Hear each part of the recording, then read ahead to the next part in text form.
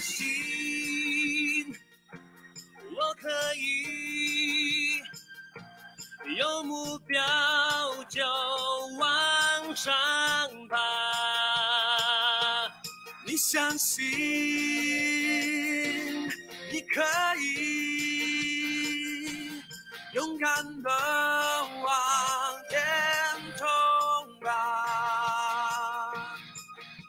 有想法就有办法，有办法就不用怕，我们一起到达，是 number one， 强大的企业家，超越表现的力量，我们一起到达。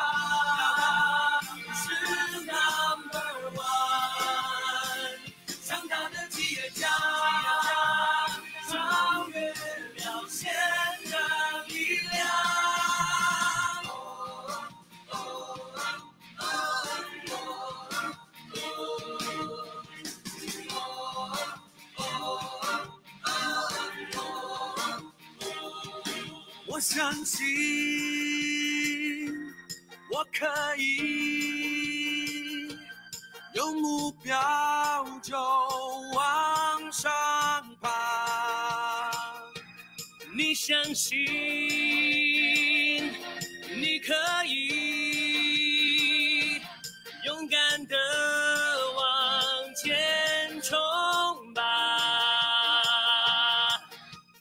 有想法就有办法，有办法就不用怕，我们一起到达，是 number one， 强大的企业家，超越表现的力量，我们一起到达。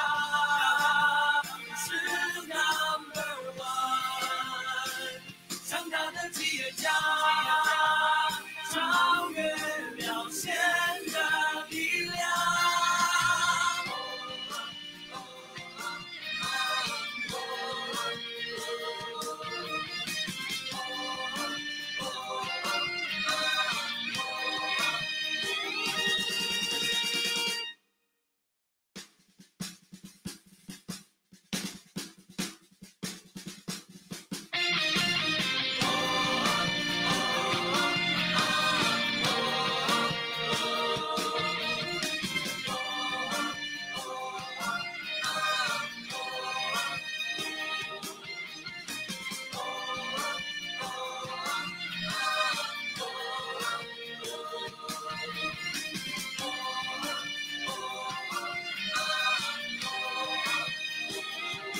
我相信我可以，有目标就往上爬。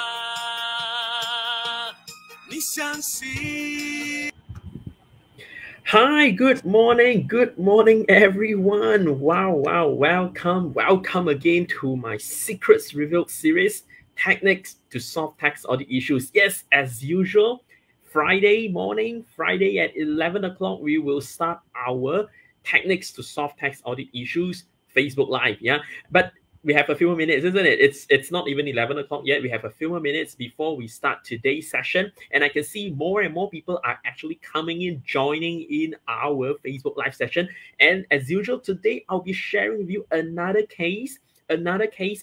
technique on how to solve tax audit issues. That means I'll be revealing to you more secrets. Yeah, but we have a few more minutes before we start. So you know what? Help me one very important thing. That is to share this Facebook Live out. Yes, share this Facebook Live out with your friends, your family, your business partner, your business associates, so that they can learn this together with you. And you know what?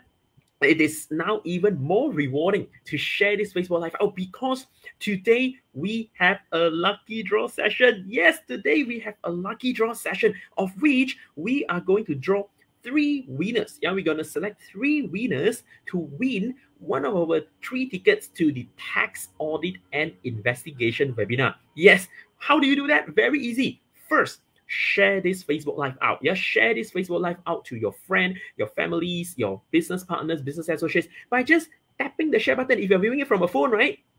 Tap the share button at the bottom of the screen. If you're viewing it from a computer, you also find the share button. Click that share button and you'll be able to share this out.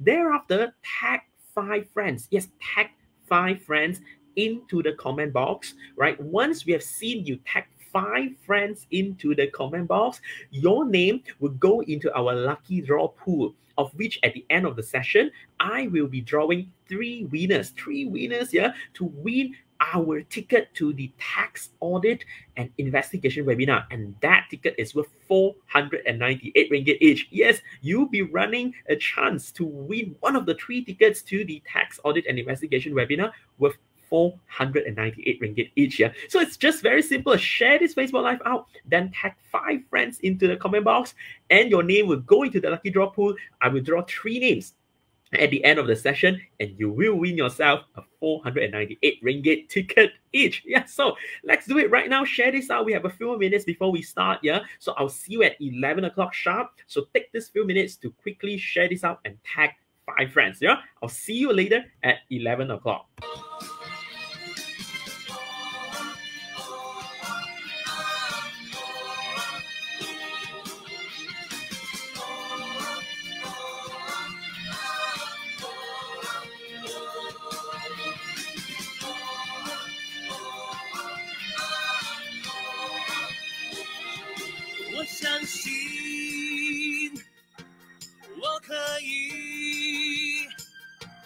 有目标就往上爬，你相信你可以勇敢的往前冲吧，有想法就有办法，有办法就不用怕，我们一起到达是 number one， 强大的企业家，超越表现的力量，我们一起到达是 number one， 强大的企业家，超越表现的力量。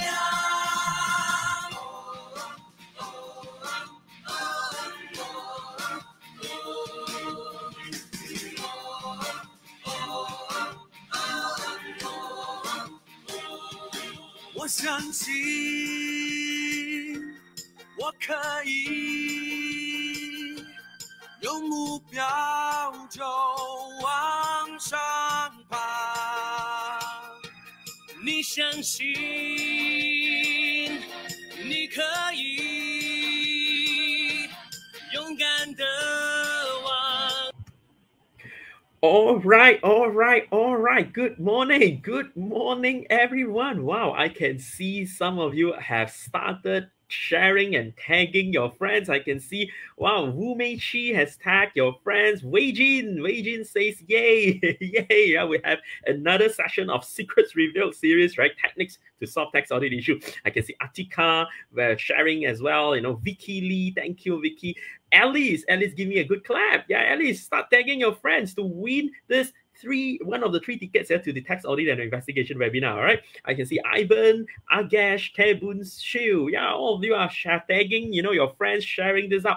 Very, very good. All right, so now to those that have just joined me, yeah, those that have just come in, yeah, or Ting Wei as well. I can see Ting Wei already. Oh, Tebun Shiu says good morning to you. Okay, now those that have just joined me, yeah, all right, just let me remind you. All right, now we are just about to start, and today, as usual, Friday morning at 11 o'clock, I will be revealing more secrets.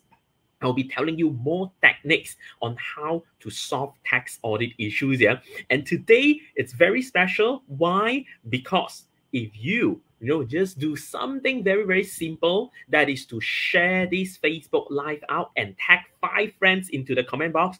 You will stand a chance to win one of the 3 tickets to our tax audit and investigation webinar worth 498 ringgit each. Yes, it's just that simple. If you are viewing it from a phone, look at the bottom of your screen, you will find that share button, right? Just tap that share button. If you're doing it from a computer, you're viewing it from a computer, you will find that share button as well.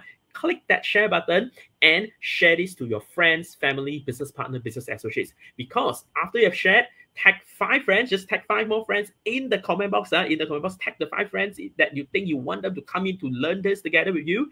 You will stand a chance to win one of the 3 tickets to our tax audit and investigation webinar worth 498 ringgit each. Yeah, your name will go into the pool, the lucky draw pool, and I will draw 3 names at the end of the session. So stay tuned until the end. Yeah. All right. So I can see a lot of people are actually coming in already, and some also say good morning to me, like Tan Cha Wei, Kiki, Lee Vincent, Yiwa Lee. Wow, very good. All right, good morning to all of you. Now, I probably see some new faces, some new names that I've not seen before. Yeah, you did not, respond to me, didn't talk to me, right? No interaction with you previously. So maybe you're like for probably the very first time, joining us. But this is like what I always like to say. Now I have more than 100 people already in this Facebook Live, yeah, and there will be more people coming in soon. Can I just do a very good chat with, just to be more interactive now with you all, yeah? How many of you here are actually first timers? Then you actually join our session for the very first time. If you're a first timer, can you just put number 1? Put number 1 into the comment box. Yeah, just type 1 into the comment box to tell me that you are a first timer. You're joining us for the very first time. Yeah, so I know how many first timers, how many newcomers are there, because today we are doing episode 26 already. We have already done 25 episodes. Yeah, wow, I can see names coming in already, like Rosny, Atika, Ting Wei, Ng CK, Wu Mei Shi. Wow, looks like we have still a lot of first timers. Agesh, Naeem, Jega, where's Jen Jax, Tan T Kai Ng, Fiona, right? Fiona, Wendy Gan, Tan Tuan Eng. Wow, okay, looks like I have quite a number of people, first timers joining us. Yeah, wow. If that's the case, all right, let me just start off. By saying that today, right, you're coming here, right, because we're doing this Secrets Revealed series, techniques to solve tax audit issues. That means, I'll be revealing you secrets, techniques on how do we solve tax audit case of our real client. Yeah, we actually bring up a case, a real life case, and we tell you how did we actually solve that tax audit matter. Yeah. Now, in case if this is your very first time, you do not know who I am Zen Chow. Yes, I didn't even introduce myself, right? Yes, my name is Zen Chow. Well, of course, people call me the tax guru of YYC. Now, but the fact is that I'm actually the director, the executive director of YYC. Yeah. So some of you may then say, hey, then who is YYC over here? Now, let me just take this opportunity to quickly introduce to you who YYC is. Yeah. Now, YYC is actually an advisory and accounting firm. Yeah. And we were established since 1974. And our aim, our motto is to empower entrepreneurial success. But of course, in YYC, we have our vision, our mission as well. Our vision is we want to be the number 1, the number 1 accounting and advisory firm in Asia.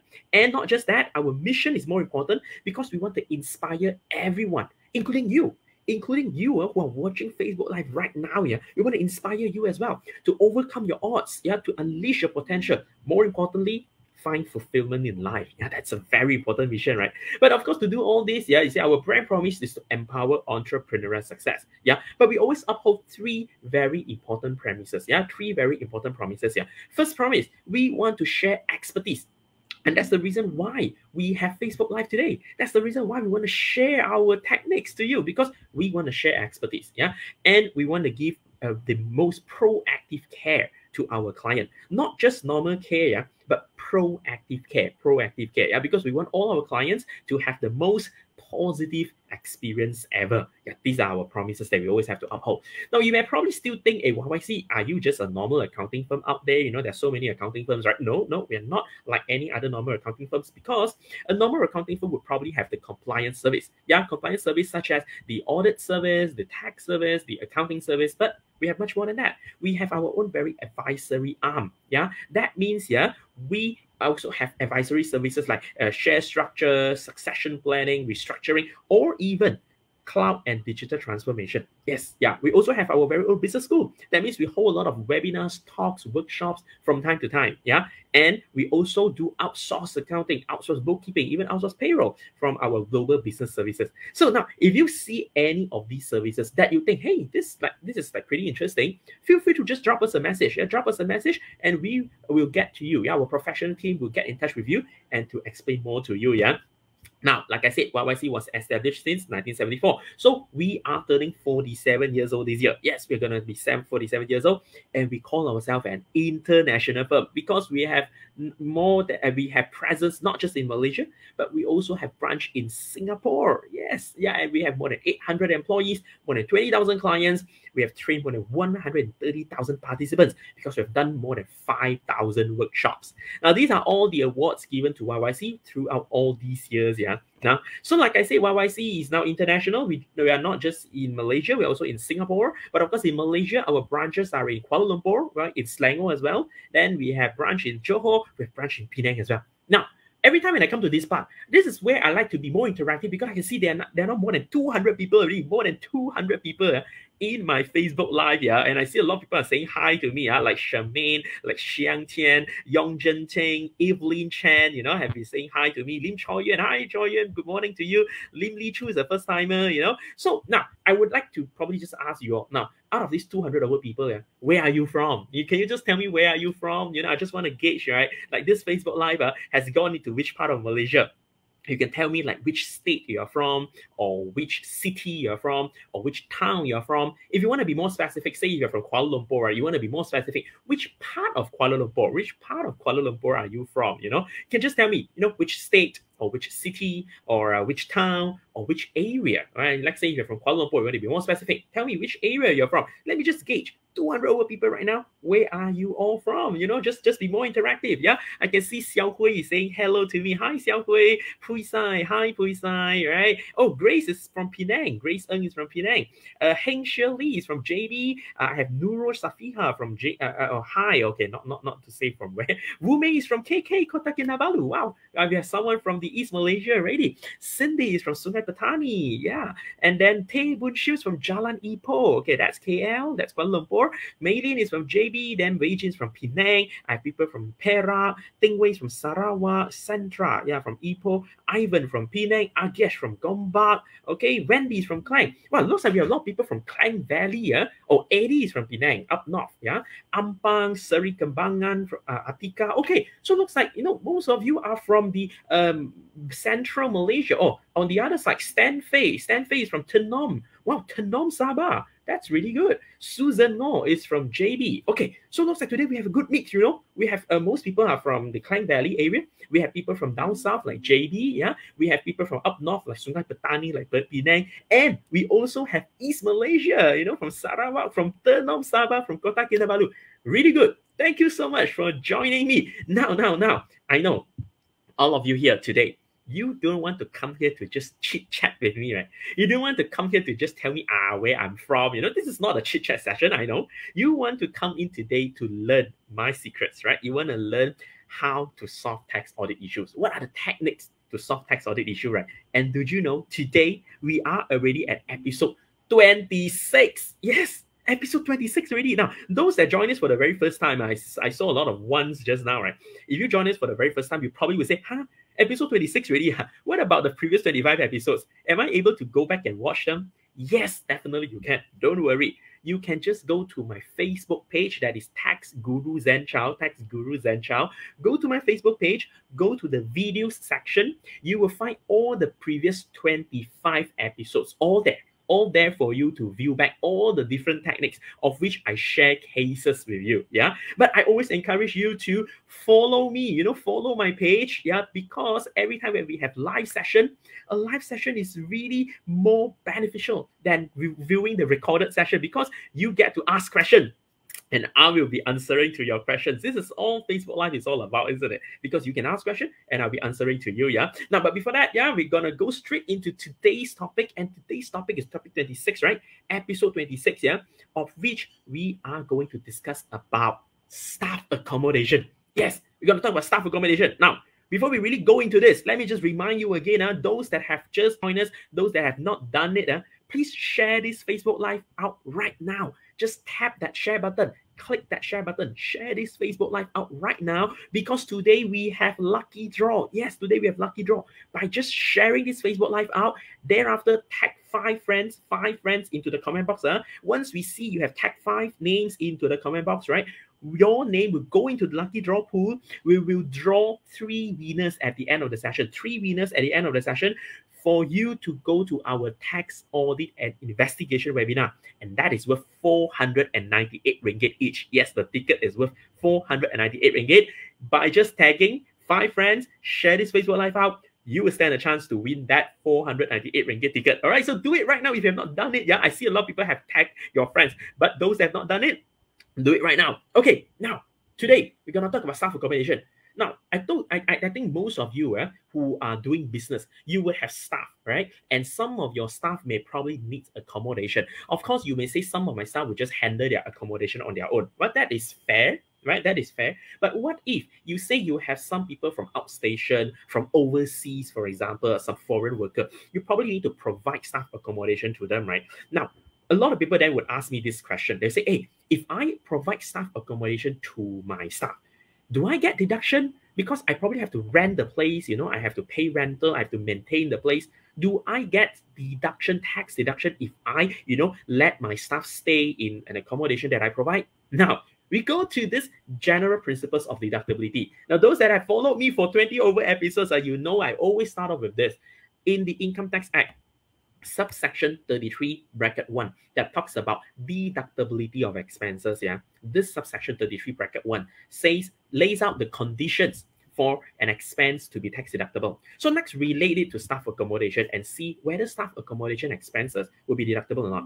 First, it says, right, for your expense to be deductible under subsection 33(1), it has to be incurred during the period. That means, right, this expense must be incurred. It's not just an estimate, not just a provision. This is very important. So when I say incurred, that means you have obligation to pay. When I say incurred, it means obligation to pay. That means you are confirmed, you are sure that you need to pay such expense. It's not just I'm doing an estimate, I'm estimating how much I should pay. Not an estimate, not a provision. It must be incurred. Thereafter, it must be an outgoing and expenses. It means, right, this expense that you have to pay, right, it must involve, outgoings. That means you have to pay money. Right? So you say, definitely what, right? If I rent a place, if I have to pay for expenses for my staff accommodation, I definitely have to pay money, right? So usually no issue about that, outgoing and expenses, Then, this is very important. Now, see this.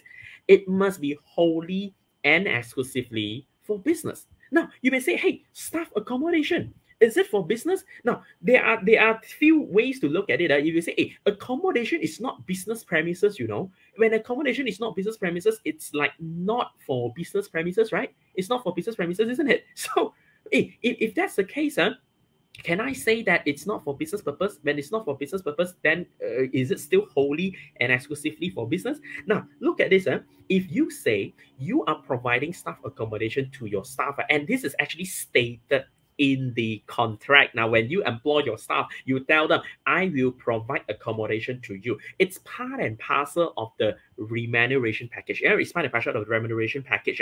This is already for business because it's part and parcel of your business operation, right? So if your staff accommodation is provided, right, alongside with what you are giving to your staff as a staff benefit, right, this will be wholly and exclusively incurred for business. Therefore, it's very important to state this out, right? State this out clearly in your employment contract with your staff. Then it becomes wholly and exclusively for business.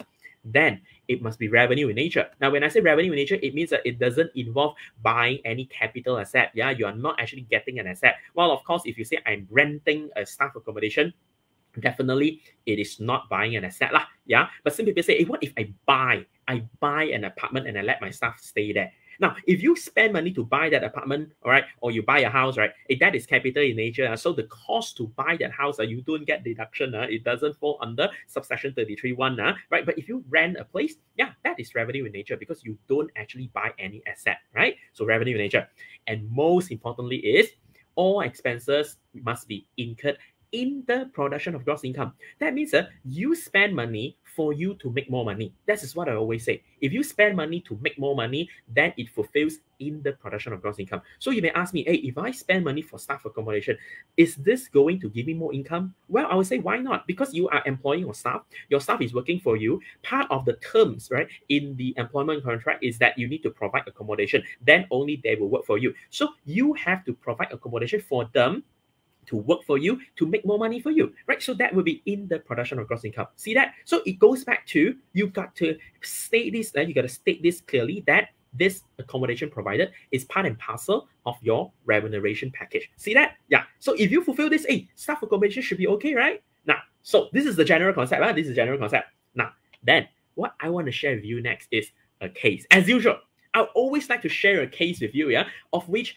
the Inland Revenue Board came to do audit on our client. This is a real life case, came to do audit on our client, and the client and the IRB discovered some issues. The IRB actually raised up some issues and say, oh, this is not right. This is not right. This is wrong. This is not tax deductible, and therefore make our client need to pay more tax and penalty. And therefore, we went in, we analyzed, we tried to solve it. That's how we solve tax audit, right? So let's look at the background. Now, this is a real life case. Now, what is the background over here? Our client is in the business of restaurant operator. So they are running restaurant. All right. And they've started their business in 2018. Okay. Now, of course, when they have this restaurant business, they will have to employ a lot of staff.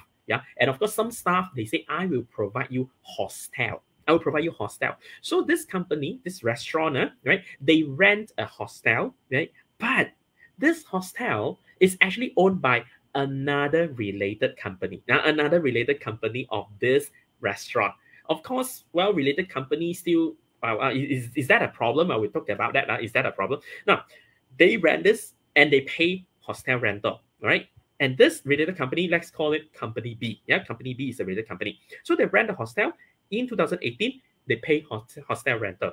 Now, this hostel rental was paid for the purpose of accommodation of this client's employees, the restaurant operator's employee. And this employee is actually working in Genting Highland, because the branch, this branch is a Genting Highland branch, so in Genting Highland, who would actually travel every day to and from to Genting Highland, right? So you definitely need to rent a place for your employee to stay, right, in Genting Highland, so that they can work in Genting Highland branch, right? You don't expect people to travel up the hill every day and then come down the hill every day, right? So it's common, right? You rent a place, a hostel in Genting Highland for your employee to stay because they're working in the Genting Highland branch. Now, what is the issue? Now, of course, I see questions coming in. VK Co is asking me this question. VK Co is asking, hey, staff accommodation, do I have to put into EA form? Very good question. I told you, right? Just now, if I said, if you were to give your staff this benefit, staff accommodation benefit, this is a benefit that should be put into EA form. But how? How much? This is something that I will tell you at the end of the session, because today I have a bonus session for you. I have a bonus session for you all to talk about how to actually look at what's the value of the accommodation that should be put into the EA form. So to answer to VK Co, answer is yes, you have to, but how much? That is the bonus session that I will talk about later. Okay, let's go back to this case. Now, so this restaurant, they paid rental for hostel. When the IRB came, they did an audit, they found these issues. Now, what issues were raised by the Inland Revenue Board? First, they said, hey, you said you paid rental. You said you rent the hostel. Show me the tenancy agreement. But you know what? This is a related company, man. So when you rent something from a related company, you don't be so formal, right? You won't be so formal, right? You have no tenancy agreement, right? So the client says, I don't have a tenancy agreement because this is my related company. We don't have a proper tenancy agreement. Then the IRB says, well, you don't have a tenancy agreement. No, you can't justify the rental that you incurred, and you're paying it to a related company. This is a related company. It's your, controlled company, a company that you can control. So the IRB says, if you don't have a tenancy agreement, how do you prove that this tenancy is real? How do you prove that the tenancy is valid? How do you prove that the payment that you have made, right, is genuine? So the IRB say, your payment to this related company is probably not genuine. And if it's not genuine, If it is not really, happening, then they say this is not incurred in the production of gross income. It's not wholly and exclusively for business because it could be, some private rental. It's probably just a rental of space, rental of a place for someone to stay there personally. It's probably a private expenditure, a personal expenditure, right? And they say, no, this is like very suspicious. This is not incurred in wholly and exclusively in the production of gross income. Therefore, right, they added back the whole amount of all the rental. Yeah, all the expenses incurred for the hostel, everything added back. They say this is disallowed because first, you have no tenancy agreement. Second, you pay to a related company. You can't prove that this is genuine. I'm adding everything back. And you see what the Inland Revenue Board say. This is what happened. Now, this is a real thing, right? I'm extracting this from the audit findings. Look at this. Sewa Hostel. It says, pihak tuan telah membuat tuntutan bayaran sewa hostel untuk pekerja 153,155. A not small amount, 153,155. If you look at this amount, that it is totally added back, right? This amount, right, give rise to how much tax? Yeah, 24% tax rate. 153,000. If you say 24% tax rate, is roughly one quarter. 1/4 of it is actually added back, and that's 60,000 already. Right, 1/4, 60,000, and 60,000 being at is it 60,000? 1/4. Divided by 4. Divided by 4 would be 40 over 1,000. 40,000, almost 40,000. Yeah, 30 over 1,000 to 40,000. Hey, about 40,000 being added back, and not just that, penalty. That's a penalty of 45%. A 45% penalty on top of that 40,000, it's roughly another 16,000. So 50 over 1,000, right? Tax and penalty. I added back, So, right, this client has to pay additional tax of 50 over 1,000, including the penalty, right? Because they say, penerima sewa mendapati salah satu premis sewaan adalah milik. Of course, we have to hide the name. Yeah, this is a related company, right? And they say, I don't see you have this agreement, right? That you don't have a tenancy agreement. So the whole thing is being added back. So how? Now, how do we solve this? Right? A lot of you would say, hey, no tenancy agreement, gone case lah. You can't fight the case already, gone already. You can't even prove that this is valid. You can't prove that this is genuine. Yeah, gone case already. This 153,000 added back already. You gotta pay 50 over 1,000 tax and penalty already. But that's not the case. We went in, we analyzed. Yeah, we looked at the whole thing, and this is our grounds of appeal. We went in, we looked at it. First of all, now we can see that the rental was really for the operation of restaurant. How do we prove that? We look at who is actually staying. We ask the client to give us the name list of people who actually stay in the apartment. Yeah, and all these are actually their employees. These people are actually in the payroll of the company. Yeah, we state down who are these people. Now, if we have all these people staying with the company, right? Working with the company, these people staying there would be worker of the company, and they are actually helping the client, the company, to make more money. So this rental should be wholly and exclusively incurred for the business purpose. Yeah, and of course, we need some documentation as well to prove that this rental these workers are actually enjoying it as their benefit. So we look into whether this is stated. Now, of course, we have to come up with some agreements. Yeah, some agreements between the company and the staff. Yeah, then the agreement actually stated clearly, by working with us, you get to stay in our apartment. We provide you accommodation at Genting Highland. So all these documents are there. Then we also look at the recipient, company B. Now, remember just now we say the IRB says not genuine. The IRB says the pay to company B is not genuine. So we look into the company B's income tax return, and they have reported this rental income. They have reported the rental income, and the rental income is actually indeed paid. So there's a payment, there's an income, there's a matching concept over here. Of course, all of these has to be substantiated with email conversations with company B. That means, even though there's no valid tenancy agreement, but they are correspondence. They are email, exchange between this restaurant and the company B to say that, hey, I want to rent your place at, Genting Highland. What is the rental? What is the address? How much is that? What's the tenancy period? Everything is stated in the email. So we bring out all these emails, we show them this is genuine, right? The rental is indeed paid. The rental is actually paid for the rental of premises of the hostel, and that is incurred in the production of gross income. It's wholly and exclusively for business, and everything is valid, right? It's genuine because even though there's no agreement, right, but there are a lot of email conversations that show all these are actually genuine. So we even show things like the payment proof, the audited report of company B, the tax computation of company B to show that renter indeed paid, this benefit indeed given to the staff, and there's agreement between the staff and the company. So everything is genuine. Now, even without tenancy agreement, see that even without tenancy agreement, we were able to prove that everything is genuine. So we were able to drop the whole issue. Now, why? What's the rationale behind? Some of you may say, hey, no tenancy agreement also can. Why not? You see, tenancy agreement, yes, it's very important, right? It's very important. I'm not saying that you don't do a tenancy agreement. You should do. Later, I'll tell you, you should do. But the whole rationale here is, first, we were able to prove that the hostel rental, right, was incurred wholly and exclusively in the production of gross income because we have that agreement with the staff, yeah, to say that I am providing you accommodation because you work in my branch in Genting Highland.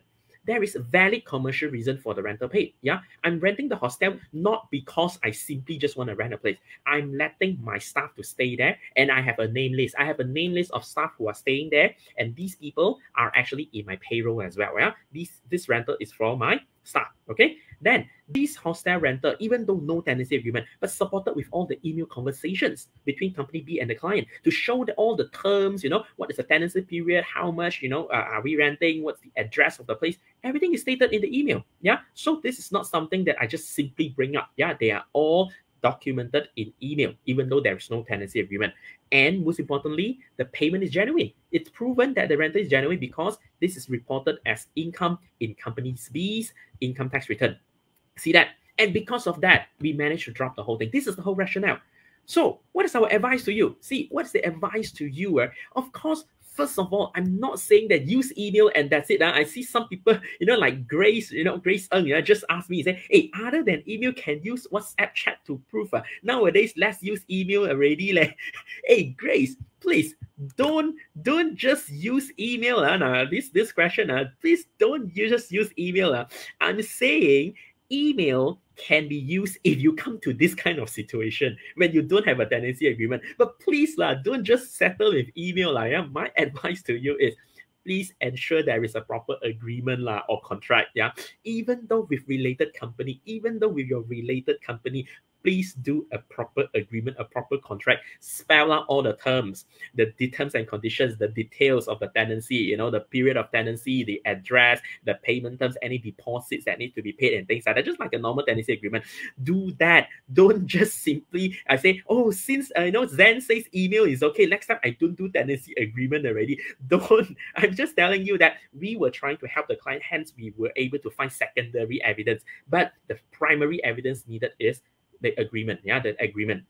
Of course, more importantly would be all the proper documentations. Yeah, make sure all the proper documentations are available to justify all the purposes of expenses incurred. Yeah, tenancy agreement, email, payment proof, etc. Yeah, and most important thing is if you have any transactions with your related company, documentation is very important. Never ever create fictitious payment to related company. Let me tell you, related company transactions are very sensitive.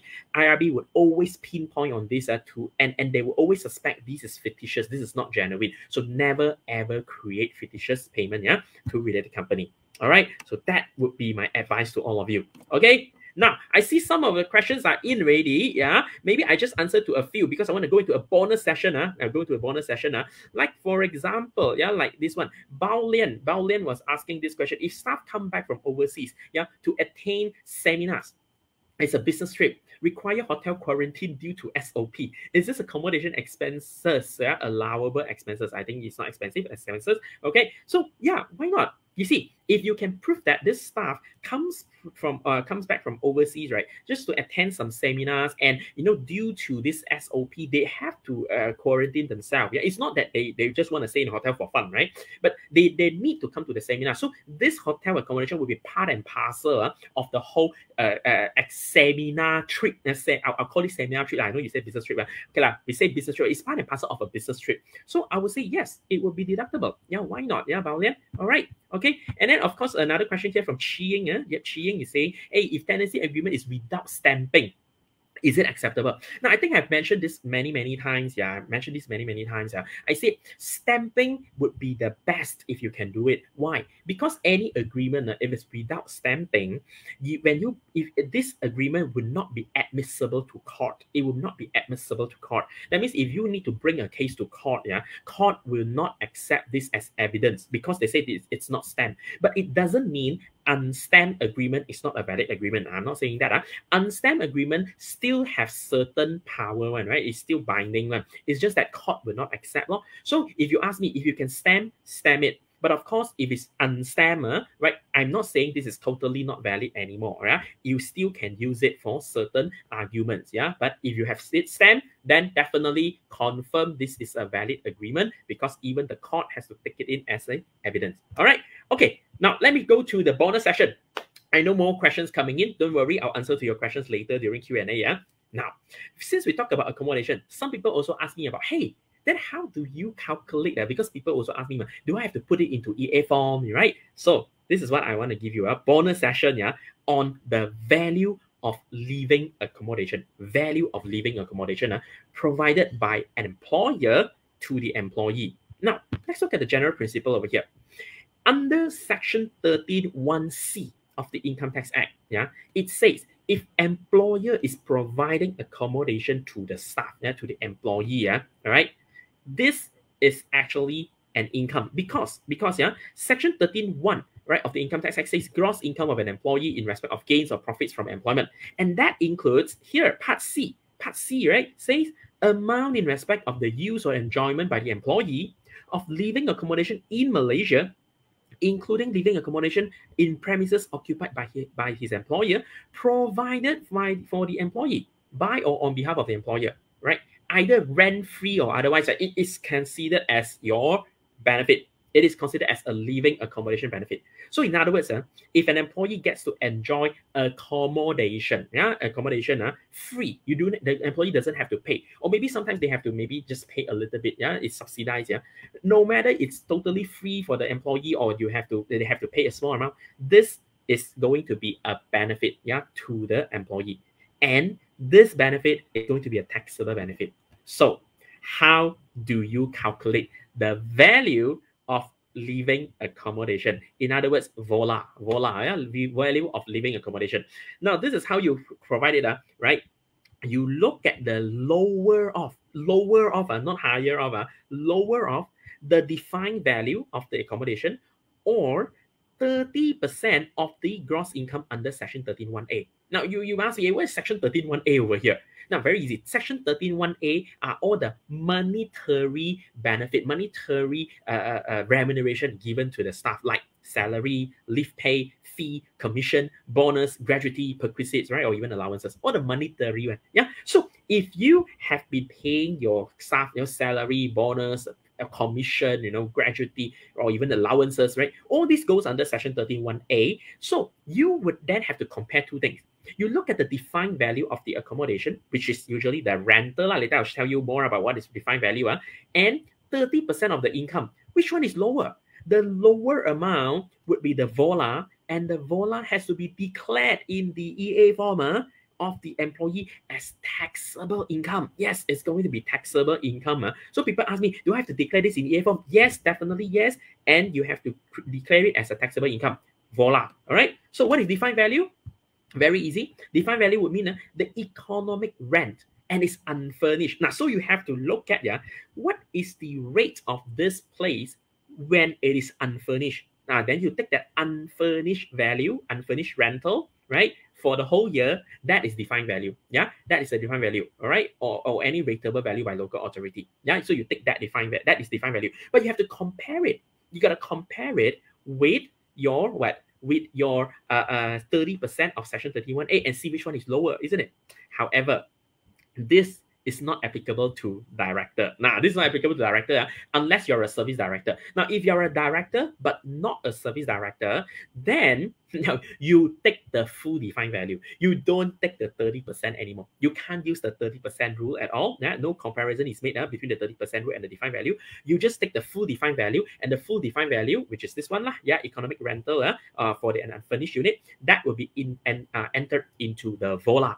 under your EA form. Okay, but you say, hey, you say director, but not a service director. So what is service director? Because a service director will use back the normal rules, which is this one, yeah, which is defined value or 30% of section 31A, whichever is lower. Service director will still use this, right? But what is service director? Let's look at this, yeah.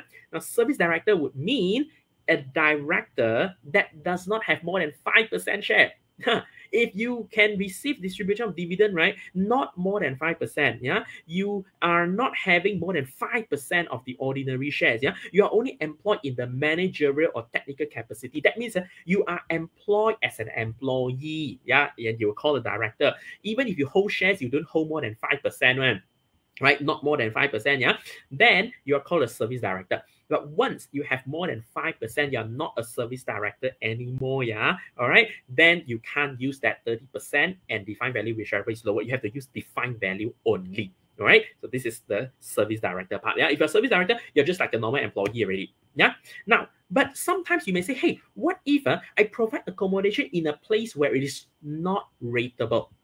What if I'm providing service? I'm providing accommodation in plantation, in forest. Hey, there's no rental, there's no market rental. No, how? There's no market rental. How to take defined value? If I'm providing accommodation in hotel, yeah, in a hotel, hey, there's no market rental for hotel, right? It's a hotel, or any premises where it is not subject to rates. Yeah, it's not subject to any assessment one, right? So no market rental also. Now, if that is the case, right? If that's the case, yeah, you cannot use the comparison anymore. You can't take the 30% and the defined value anymore because there's no defined value. There's no market rental. Straight away, just take 3%.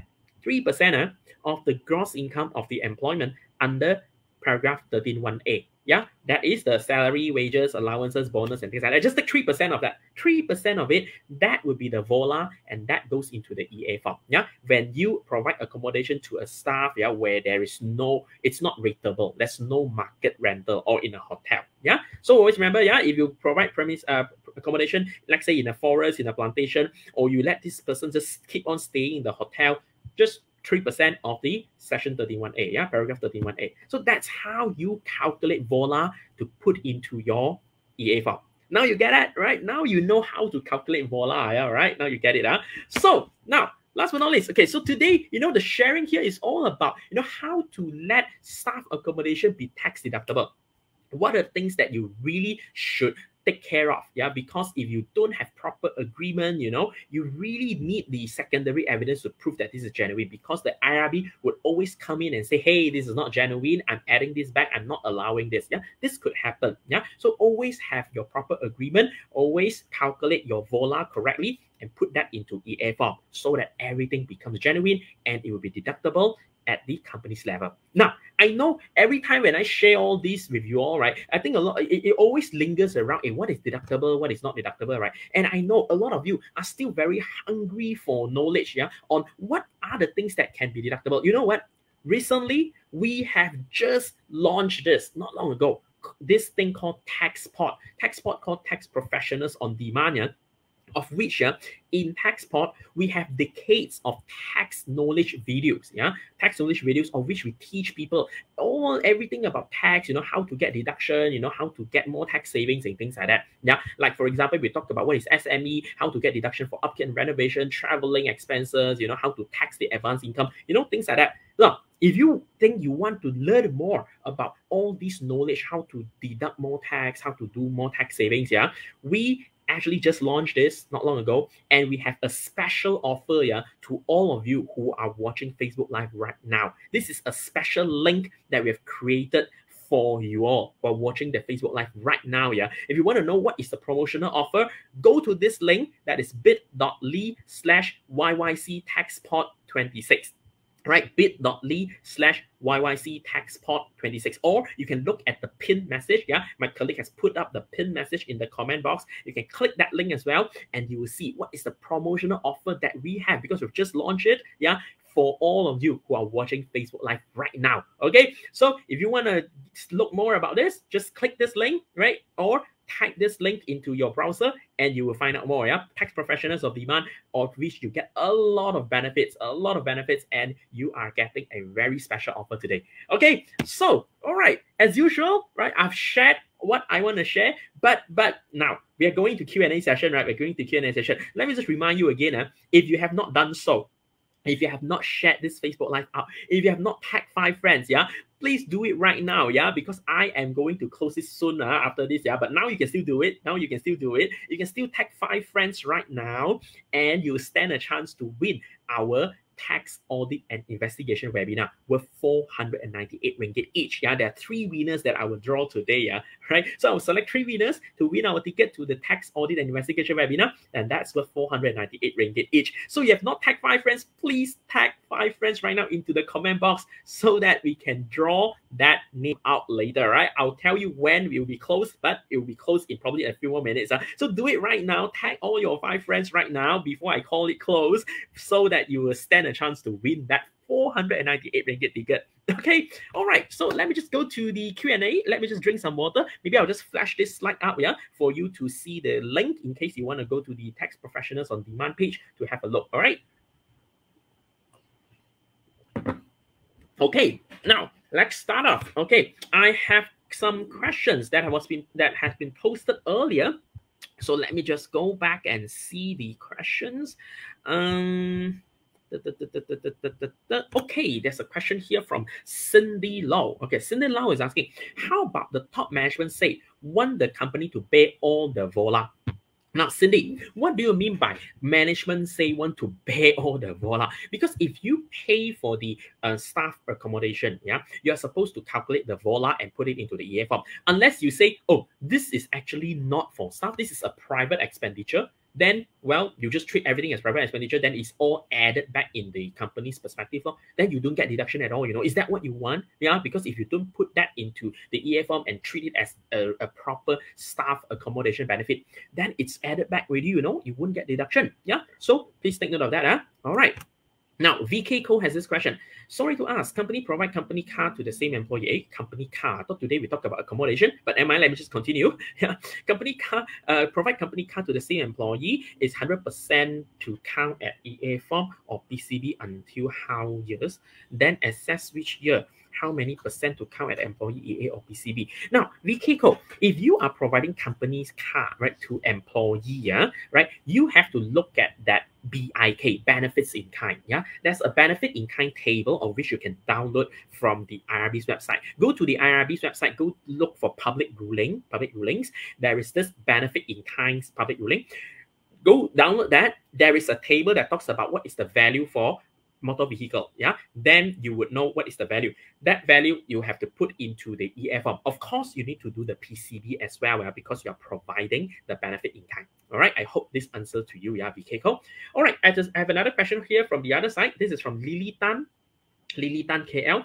Now, Lily Tan is now asking, if I take a COVID hospitalization insurance for my staff, can this be deductible as expenses? Must it be declared in my staff EA form? Okay, this is again not accommodation related, but never mind, Lily. So you say you take the COVID hospitalization insurance for my staff. Now, first, who's the beneficiary? Who's the policy owner? If the policy owner is the company, then it doesn't go into the EA form because this is the company's policy, this is the company's insurance. The beneficiary is the company, But if you say this is the staff insurance, it's under staff's own name, then yes, this is a perquisite. This is a perquisite. You gotta put into the EA form, of the staff.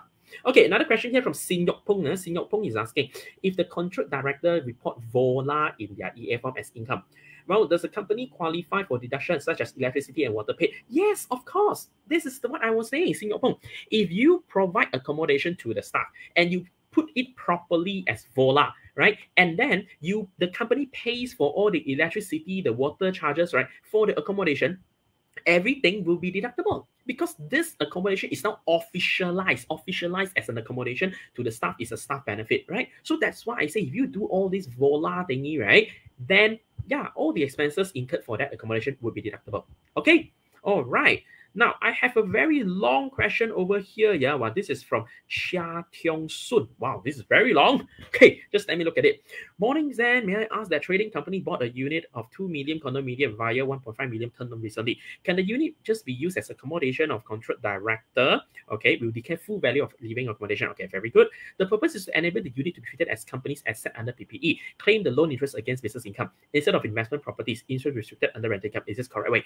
Yes, Chia Tiong Sun, you are right. If you buy your own property, yeah, you buy your own condominium, you take up a loan and you officialize this accommodation as an accommodation to the director. You calculate the VOLA, you put it into the director's EA form. Yeah, this condominium would be treated as a company's asset under PPE, right? It's PPE, it's not investment property, and all the expenses relating to this condominium, right, will be deductible already, including the loan interest, because this is officially for business purpose, because you put it into the contract, yeah, in the employment contract with the director and say, I will provide you accommodation. This is already part and parcel of the business operation. So all the expenses will be deductible. But of course, you need to calculate the VOLA, yeah, for the director. Okay, yeah, so you get it, Chia Tiong Sun?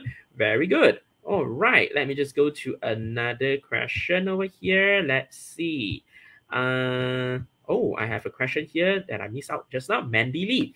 Mandy Lee was asking, if the company provides staff accommodation and do not declare in its staff EA form, is the rental expenses relating to the staff accommodation deductible in the tax computation? If not, under which section is not deductible? Now, Mandy Lee, we go back to very basic, yeah, Mandy, we go back to the very basic, that is section 33 sub 1. Section 33 sub 1 says what? Only expenses incurred in the production of gross income, wholly and exclusively for business, would be deductible. If you don't put this into EA form, so you are trying to say what? You're trying to say, oh, this is actually not a staff benefit, right? Because if it's a staff benefit, you're supposed to put into the EA form, right? So if you're not putting into the EA form, you don't declare the VOLA. That means you're saying, this is not a staff benefit. If it's not a staff benefit, that means that this is not relating to your business. This is not wholly and exclusively for the business. And therefore, it becomes a non-business expense. This becomes maybe a private expense. Therefore, it's not deductible. So you see, we go back to the basic. If you say this is for business purpose, then it should go into the EA form. If you say this is not for business purpose, then don't take deduction. See, so that is why it's important to declare the VOLA into the EA form to officialize it that this is for business purpose. See that? All right, Mandy, we go back to the basic, section 33, and you can also look at section 39 that say private expenses are non-deductible. Okay, Mandy? All right, let's go to the next question. Let's see. I don't want to miss out questions, so I just go back up and let's see. Chia Tiong Sun have answered. Okay, I have this question from Eric Ng. Now, Eric Ng is asking this: if a company engaged IT company in India to write a software for the company used in its business operation, can this software costing around 160,000 be capitalized as computer software, or should it be charged as intangible asset? If under tangible asset, we'll claim CA. Wow. Eric, this is totally not related to staff accommodation, Yeah, today we're talking about staff accommodation. So I hope all of you, right, can ask questions relating to today's topic, yeah, because today we're really discussing about staff accommodation, yeah. But Eric, now in your case, now we have to look at the whole, we have to look at the fact of the case first. Now, over here, I can't give you a very firm answer on whether this software could claim CA or not. Now, I would say if you self-develop a software, you can claim CA, but we have to look at the fact of the case, because to claim CA, capital allowance, for self-developed software, right, there are certain rules that you should fulfill. So maybe, Eric Ng, this is what I would propose to you, yeah. If you think you want us to really look in depth and do a study on whether these 160,000 would qualify for CA or not, maybe you can drop us a message.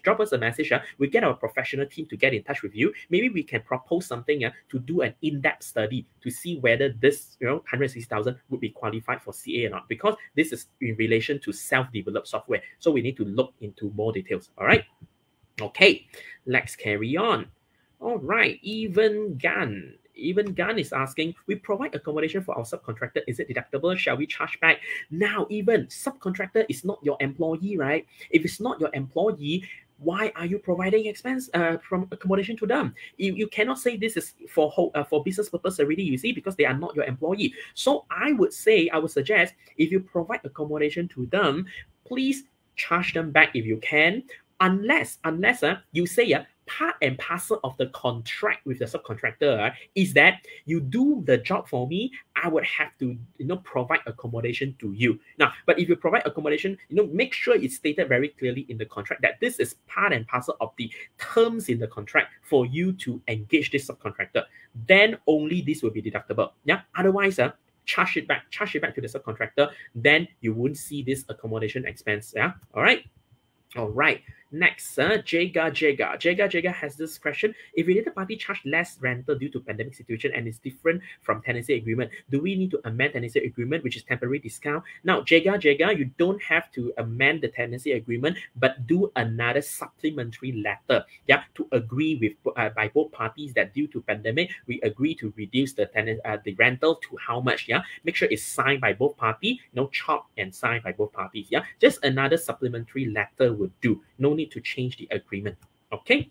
All right. Eddie Tang has this question. If a staff pay rental for staff accommodation, can the rental be deducted from the benefit in kind in the tax computation? Very good. Now, you see, if the staff actually pays on his own, that means that it is not fully free for the staff. It's only subsidized.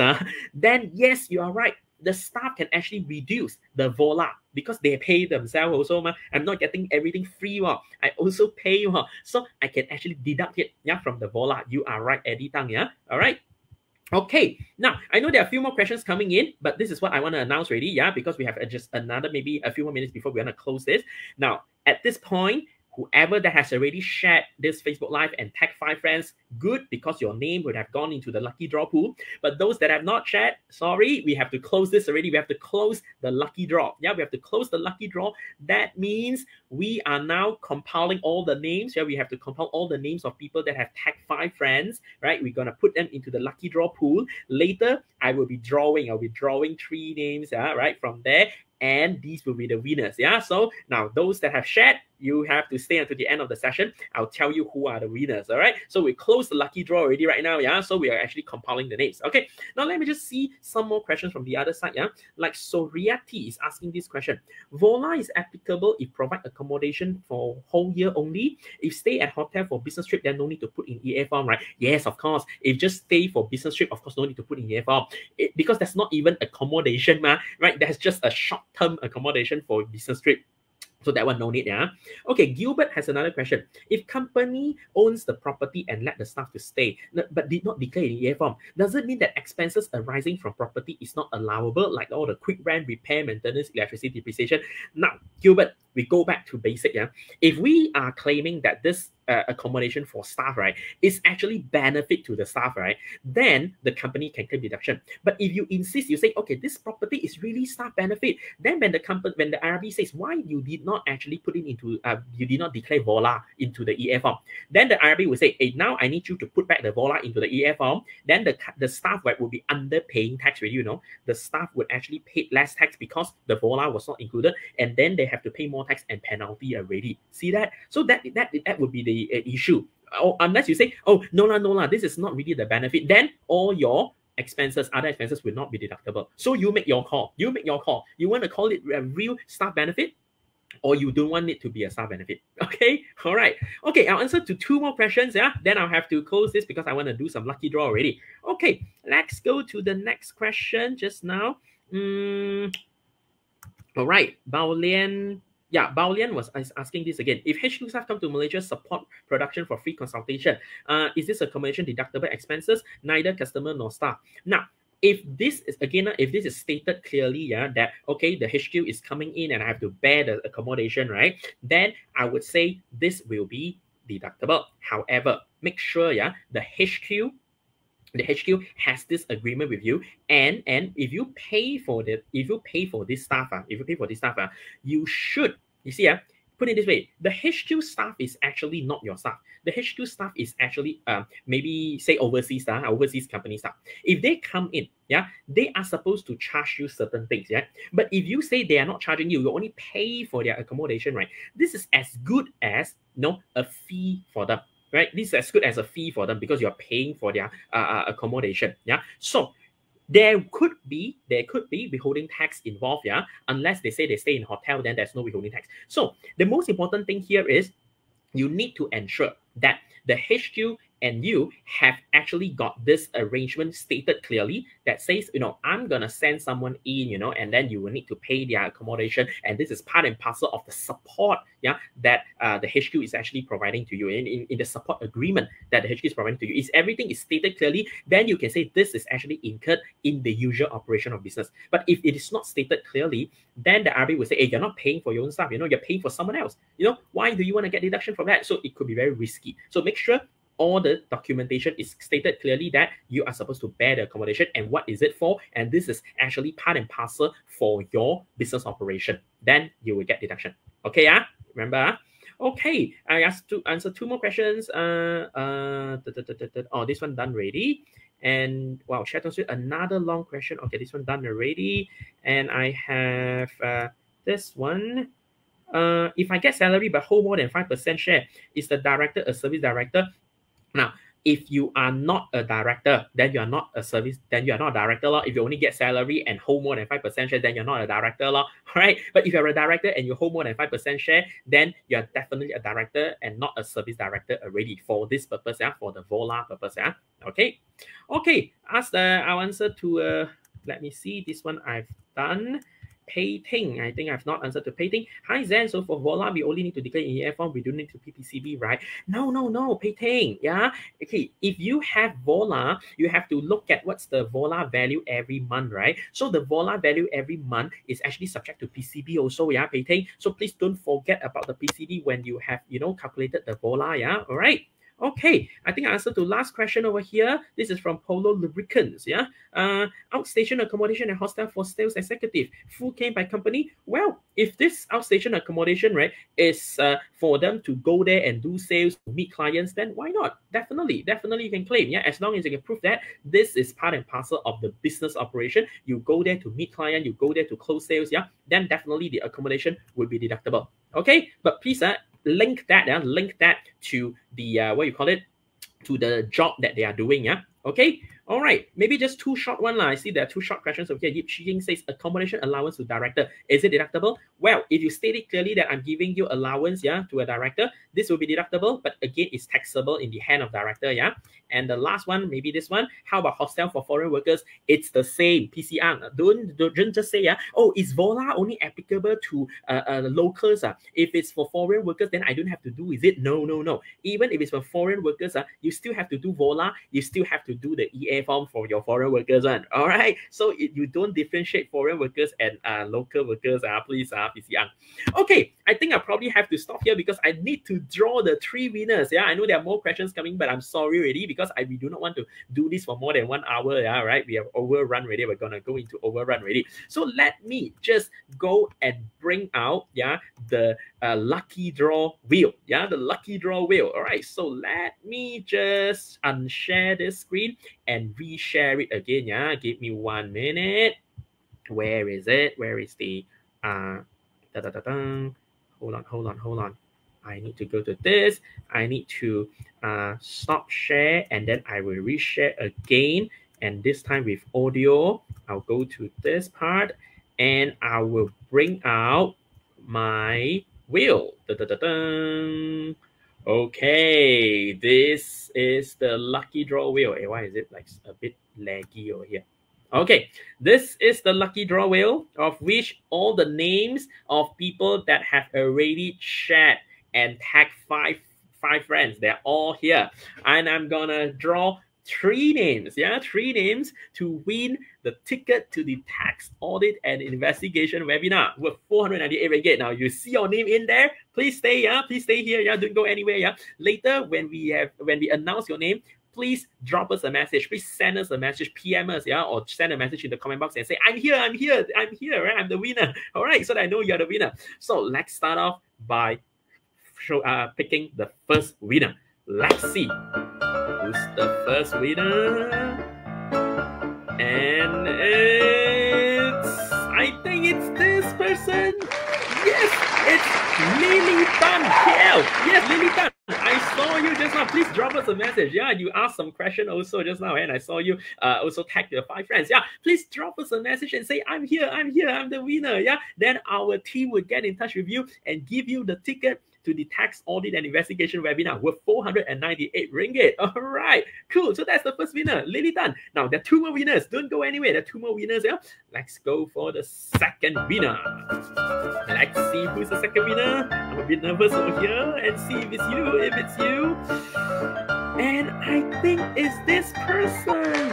Yes, it's Hashwani Subramani. Is that how I pronounce your name? I'm sorry if I pronounce wrongly. Hashwani Subramani. Yeah, you are the second winner. You are the second winner. Congratulations to you. And please, drop us a message. Drop us a message. Yeah, send us a message and say, I'm here. Yeah, so that, you know, our professional team can get in touch with you and give you the ticket to the tax audit and investigation webinar. Now, I have the last person. Yeah. I know you probably want to be the last person to win this. Yeah. And there's so many names in the wheel right now. So are you going to be the last winner? Let's do it. This is the last winner. I'm nervous over here. Let's see. And it's a you. Yes, it's Lydia Tan. Yes, Lydia Tan. Congratulations, Lydia Tan. You are the third and final winner for today's Facebook Live session, and you actually win a ticket to the tax audit and investigation webinar worth 498 ringgit. Yeah, thank you so much. You know, so all the three winners. Yeah, just now we have Lily Tan KL, we have Subramani, and we have Lydia Tan. Please drop us a message. They'll tell us that I'm here, right? So that you will actually be contacted by our professional team, and we will give you the ticket to our tax audit and investigation webinar worth 498 ringgit. And once again, thank you so much for joining me today. Wow, we overrun again. Yeah, we overrun. Usually we want to do it in just 1 hour, but today we overrun. Yeah, but I'm so happy. I'm so glad to see all of you posting so many questions. Yeah, and asking me questions. That is so great. That's so great. Yeah, I'm so happy to see all the questions. Now, I hope you really enjoyed today's session. I hope you have learned more about all these techniques to solve tax audit issue. You learned more about staff accommodation. But please remember to follow my page. Yeah, remember to go to my Facebook page, like, share, and follow. Please remember to click follow. Yeah, go to my Facebook page, Tax Guru Zen Chow. Follow my page, and you would always get the latest updates whenever I have new things to update you all. Yeah. So next 2 weeks, all right, 2 weeks from now, I will do the next session again. I will be sharing more techniques, more secrets to you on how to solve tax audit issues. So please remember to stay with us, follow my page, and I shall see you in the next 2 Fridays. Yeah. And same time, 11 o'clock. Yeah. And I will share you more techniques. So till then, have a great day, have a great Friday, have a great weekend, and you know, stay safe, stay at home. All right, take care all. All right, bye-bye, have a great day, bye-bye all.